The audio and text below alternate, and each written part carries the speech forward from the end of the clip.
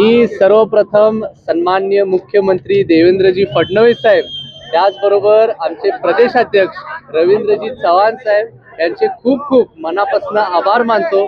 शुभेच्छा त्यांच्याकडनं स्वीकारतो, त्यांचा आशीर्वाद स्वीकारतो.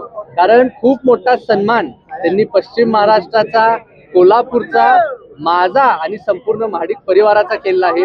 त्यांचा आणि त्यांच्या संपूर्ण केडरचा मी खूप खूप मनापासून ऋणी आहे. मला खूप आनंद आहे की माझ्या राजकीय जीवनाची सुरुवात एवढ्या मोठ्या पदापासून होत आहे.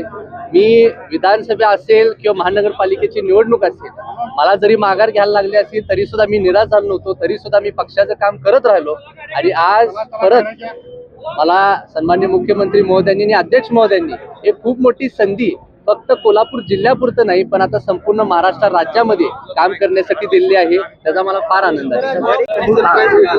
ह्या सर्व गोष्टी जसं आपण सर्वांनी न्यूजच्या माध्यमातून कळालं तसंच मला सुद्धा कळालं. सकाळी 8 वाजता सन्माननीय रवींद्र चव्हाण साहेबांनी जी प्रेस कॉन्फरन्स घेतली होती त्याच माध्यमातून मी सुद्धा न्यूज चॅनलवरून बघितलं आणि त्यानंतर माझा त्यांच्याबरोबर फोन झाला. मी त्यांना म्हणलं सुद्धा की साहेब मला तरी कल्पना द्यायची होती आणि साहेबांनी मला सांगितले की तुझ्यासाठी सरप्राईज आहे आणि आता हा पक्ष तुझ्या बरोबर ताकदीने उभा राहणार आणि तू संपूर्ण महाराष्ट्र राज्यामध्ये काम करायचं. केंद्रीय मंत्र्यांशी भेटला, काय त्यांच्याशी संवाद झाला, कशा पद्धतीने वाटलं? मला सर्वच मंत्री महोदयांनी आणि खास करून मुख्यमंत्री महोदयांनी त्यांचे विचार मांडले.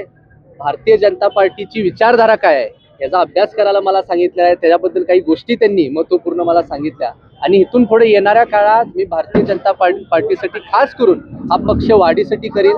आम्हाला आता माझं असं टार्गेट आहे की येणाऱ्या 1 वर्षात संपूर्ण राज्यामधनं 1 लाख युवक युवती आता या पक्षामध्ये प्रवेश करतील. हे ध्येय आमच्या समोर ठेवून आता आम्ही कामाला लागलेलो आहे.